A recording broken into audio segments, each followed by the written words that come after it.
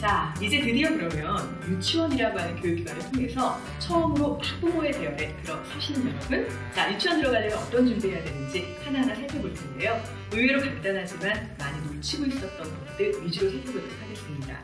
제일 먼저 첫 번째, 엄마와 떨어지는 연습을 해야 된다는 것 알고 계시죠? 자, 저도 개인적으로는 아이를 유치원에 보내보았는데요. 처음 떨어지던 날 아이도 힘들어하고 사실은 저도 개인적으로 많이 힘들었습니다.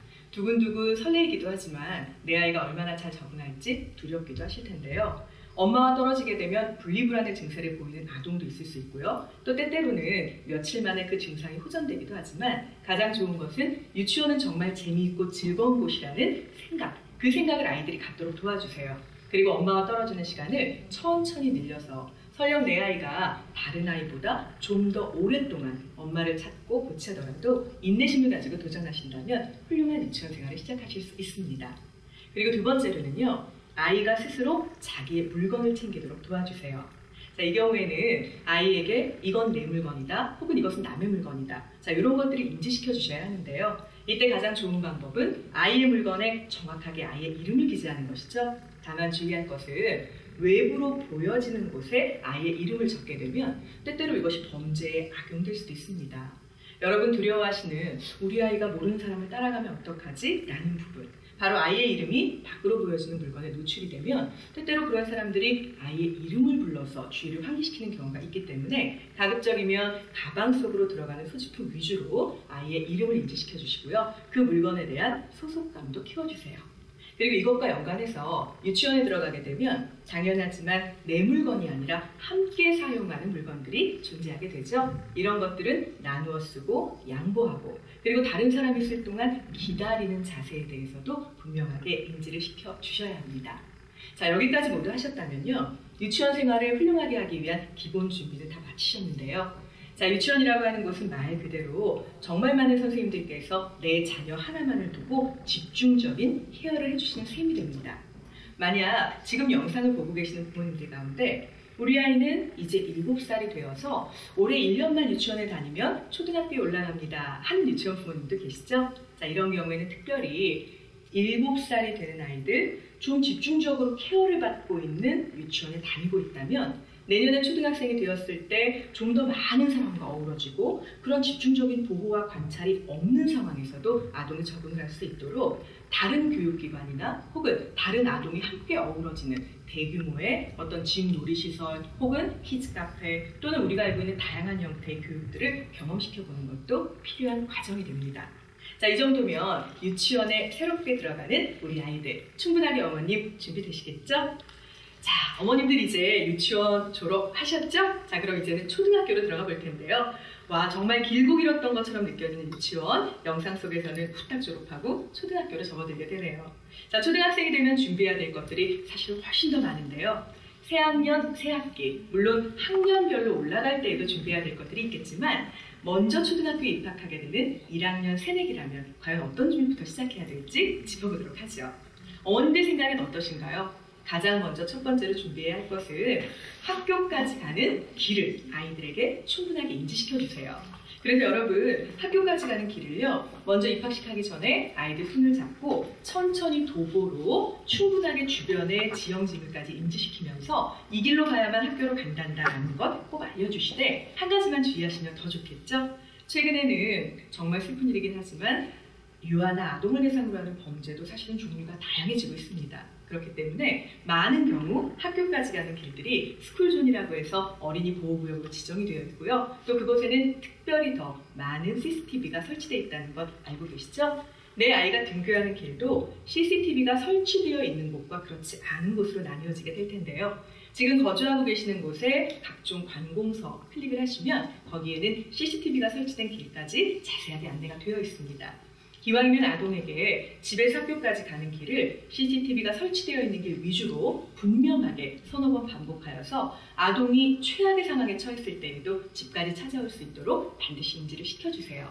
그리고 무엇보다 어머니, 아버지의 정확한 성함, 그리고 나의 집 주소, 그리고 핸드폰 번호와 같이 위급한 비상 상황이 발생했을 때 긴급 연락을 할 수 있는 것들을 꼭 암기시켜 주시고요. 그리고 매번 확인해 주는 것도 좋은 방법이 됩니다. 저의 경우에 예를 들어보면 제가 처음 초등학교 입학했을 때 저희 아버지께서요 10원짜리 동전 2개를 필통에 넣어주셨어요. 왜냐면 그 당시엔 핸드폰이 없었던 시절이니까 여차에서 위급한 일이 생기면 무조건 공중전화를 걸어라 라고 하면서 초등학교 때는 항상 매일매일 저녁에 제가 가방을 챙길 때마다 10원짜리 2개를 넣어주셨고요. 중학교가 되니까 물가가 올라가서 그때는 50원짜리 동전을 넣어주셨거든요. 지금 생각해보면 바로 이러한 것들이 상급 교육기관으로 올라갈 때의 최소한의 준비 가운데 그 첫 번째 시작이 아니었나 싶습니다. 그리고 초등학교 진학하게 되시면 우리 아이한테 필요한 학용품, 공부할 것들 굉장히 많으시죠? 그런데 이것을 구입하실 때는 미리 준비하지 마시고요. 학교마다 항상 교육 과정이 조금씩 차이가 나고 학교마다 반드시 준비해야 되는 물품과 비치되어 있는 공용 물품이 차이가 있기 때문에 반드시 입학식을 거치신 후에 오리엔테이션과 같은 사전 학교와의 대화 통로를 경험하시고 나서 학교에서 지정해주는 것들 위주로 구매하셔야 된다는 것도 잊지 않으셔야겠습니다. 그리고 무엇보다도 아이는 내가 이렇게 대규모의 공간 속에서 이제 단체 생활을 하게 되는구나. 그리고 학교라고 하는 공간은 뭔가 유치원과는 다르게 조금 강압적인 느낌, 위협적인 느낌을 주는 경우도 있을 수 있는데요. 충분한 대화를 통해서 아동에게 학교는 즐거운 곳이고 선생님은 결코 무서운 분이 아니라 정말 너를 많이 도와주셔서 네 인생을 보다 풍요롭게 해줄 어찌 보면 동반자와도 같은 제2의 부모라는 사실을 분명하게 인지시켜주세요. 그리고 최근에는 아동과 관련된 성폭력이나 문제도 분명하게 많이 발생하고 있기 때문에 초등학교 1학년에 입학하는 새내기를 할지라도 충분한 성교육, 알아들을 수 있는 수준에서의 정확한 대처법 등을 분명하게 부모님께서 주지를 시켜주셔야 합니다. 그런데 부모님들 궁금하시죠? 이제 충분히 초등학교 입학하는 자세, 또 필요한 기본적인 태도 이런 것들은 알았는데 선생님 그러면 제가 반주원 선생님에게 정말로 듣고 싶은 공부하는 방법은 언제 나옵니까? 그 방법은요. 우리 전체적인 언어과 영역, 그리고 수리 수학과 영역, 외국어 영역, 그리고 그 외에 과학과 사회 영역으로 나뉘어져서요. 2주차에 여러분을 찾아뵙겠습니다. 자, 여기까지 전부 체크를 하셨다면 이제 초등학교 입학에 대한 과정은 전부 끝이 났는데요. 자, 그러면 초등학교 저학년은 이와 같은 준비가 점점 세분화되고 좀 더 고도화되어가는 과정이라면 초등학교 고학년 학생을 자녀로 두신 부모님들께서는 아이에게 시험이라고 하는 부분, 혹은 입시라고 하는 부분, 또는 미래의 꿈에 대한 부분들을 좀 더 구체화시켜서 이야기해 주세요.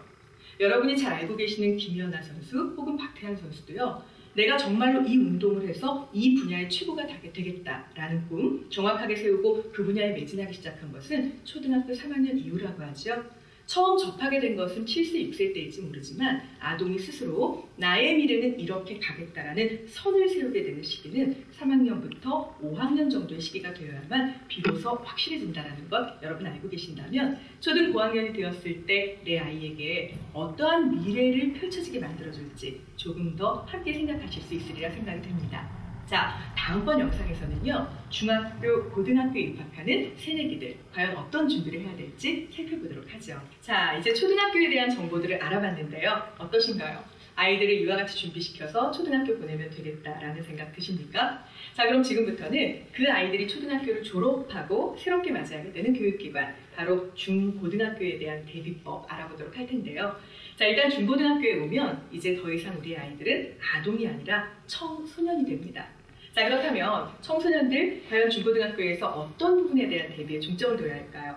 두 가지로 나누어 본다면 한 가지는 교과에 대한 교육, 또 한 가지는 인성에 대한 교육이 될 겁니다. 자, 이때 교과에 대한 교육은 나의 아이의 적성이 어디에 있는지, 그리고 내 아이가 교과 과정 중에 어느 부분에 대해서는 조금 부족하고 또 어떤 부분에 대해서는 충분한 실력을 쌓았는지를 정확하게 파악하셔서요. 사실상 그 부분에 대한 대비와 보완을 해주셔야겠습니다. 다만 이 경우에 내 아이가 좀 부족해 보인다라는 것에 대해서 무조건 사교육부터 붙이는 방법은 자칫 잘못하면 아이에게 의존적으로 공부하는 자세를 만들어줄 수도 있지요. 그래서 가장 중요한 것은 바로 아이의 성향과 적성을 정확히 파악하는 것입니다. 자, 저는 실제로 현실 속에서 중고등학교 학생들 위주로 수업을 이미 10년 이상 해왔는데요. 실제로 아이들은 백인 백색입니다.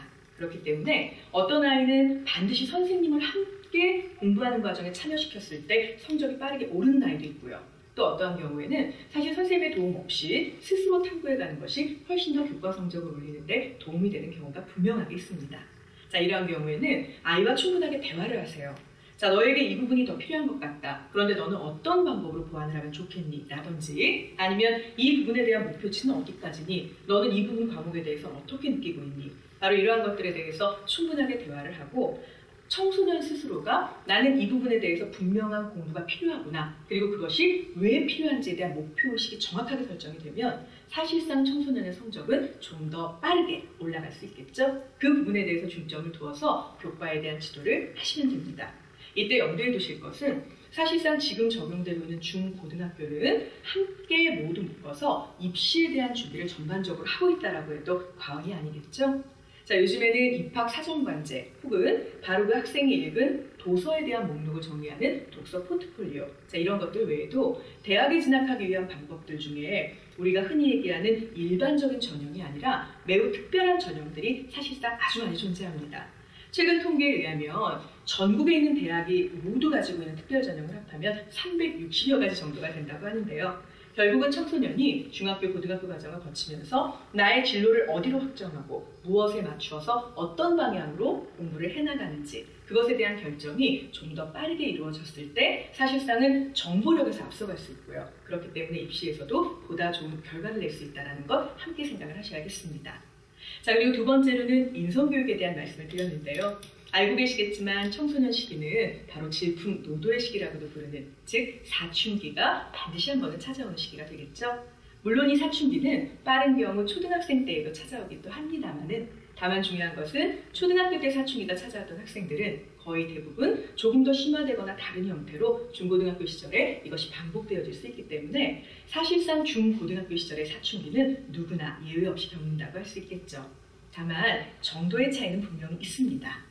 이러한 경우에는 부모님이 청소년과 함께 즐길 수 있는 여가 시간을 만들어주는 것도 굉장히 좋은 해결법이 되는데요. 부모님과 자녀가 함께 대화를 할 수 있는 고정된 시간을 만들거나 아니면 여행 혹은 독서, 그 외에 스포츠 등 취미 활동을 함께 즐기면서 분명하게 부모님과 나 사이에 끈끈하게 이어져 있는 끈에 대해서 확인시켜주세요. 알고 계시죠? 사랑을 많이 받고 자란 아이, 관심을 많이 받고 자란 아이는 결코 어느 선 밖으로는 삐뚤어지지 않는다는 것.